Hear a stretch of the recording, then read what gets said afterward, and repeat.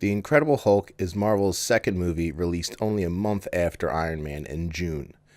A lot of people confuse this with the Blu-ray release date, and because of this confusion, I think is why we don't see Marvel releasing their movies too close together.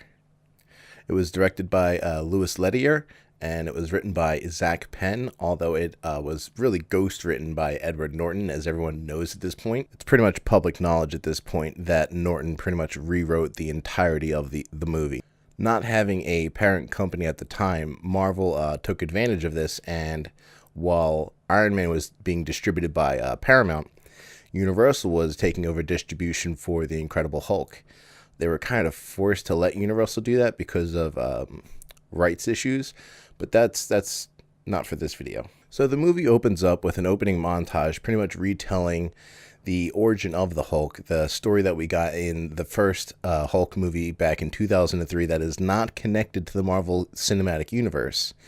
But because there are so many similar story beats there, that they actually did in an early test screening use that footage as flashbacks throughout the movie. But because those story beats were so similar to the Ang Lee Hulk, that it received a lot of negative reception, and that's why ultimately a lot of that footage, they said that they filmed about 70 minutes of that origin footage. So yeah, they took all of that and they just cut it down into an opening montage and replaced the dark opening scene that they had originally filmed. And while we do get a callback to that scene in the Avengers, it is no longer in any canon cut of a movie. It is just strictly a deleted scene on a Blu-ray now. And if you're wondering, Ang Lee's Hulk was only 5 years old at the time, so it was still really fresh in everybody's mind. A big difference between The Incredible Hulk and every other movie that we've gotten from Marvel is this is a story about a guy who doesn't want to be a hero. He doesn't want these powers. He sees it all as a curse, mainly because he can't control it. But, you know, controlling it is never really part of his plan. He's looking for a cure. And then we have our protagonist being the American government. I don't believe that they've been a protagonist outright in any other movie since. It's Thunderbolt. Thaddeus Ross is, he is on a warpath to capture Hulk. Ross almost kind of feels like a daily humiliation because of Hulk's existence, not just his existence, but his conscious decision to not be used as a weapon when that's what he was developed for. Because yes, they do make nods that the program that Bruce Banner was working on was them trying to reignite the program that made Captain America. Outside of the Hulk and pretty much just the Hulk, our characters are pretty one-noted. It's like while all the actors are fantastic in their roles, there's only so much that they can do, having one side to go to.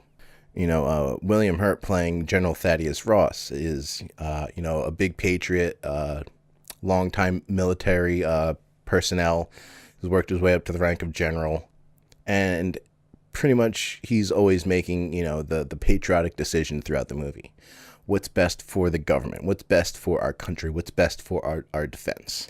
This does not take away from him, though, because he is still a pretty honor-bound character, as you'll witness in the end. Tim Roth as mercenary Emil Blonsky is, he's fantastic. He chews on the scenery wonderfully.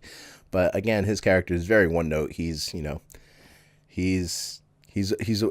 warhound. It's what he's there for. And once he makes the transition into Abomination, we see him become unhinged. It's all pretty predictable. And at the end, he ends up turning on the government. Not really turning on the government, but he stops listening to their orders because he just wants to fight the Hulk. And then the handling of Liv Tyler's Betty Ross is just terrible. She's pretty much in there just to be a damsel in distress. When they try to give her character to be more than that by letting her be the emotional connection and seeing the consciousness in the Hulk and trying to be a person who can calm him, those scenes ultimately fall flat for me. They never really work, and this pretty much becomes apparent because they've never tried to bring her character back ever since. Also, what the hell? Leaving a guy that you live with, you've been romantically involved with for, we can assume years since you're living with him, and you're just going to ditch him and go on the run with this guy that you haven't seen in years? Like, who makes a sensible decision like that? And then we have Samuel Stearns, played by Tim Blake Nelson, who is kind of a minor character. But if you know who Samuel Stearns is, he becomes a pretty big villain to the Hulk later on. His character's, while small, still significant because he starts out as someone that Banner is talking to over the internet privately. And we only really get to meet his character for one scene, but it's a very big scene. And the action in this movie is unfortunately largely forgettable. In the beginning, we get some pretty okay scenes with the army going after the Hulk. But later when we get to the Hulk versus the Abomination, it's really just a CG fest of just nothingness, ultimately. So my ultimate final thought is, while I'm not really craving another Hulk movie, I would love to see what they end up doing with Samuel Stearns.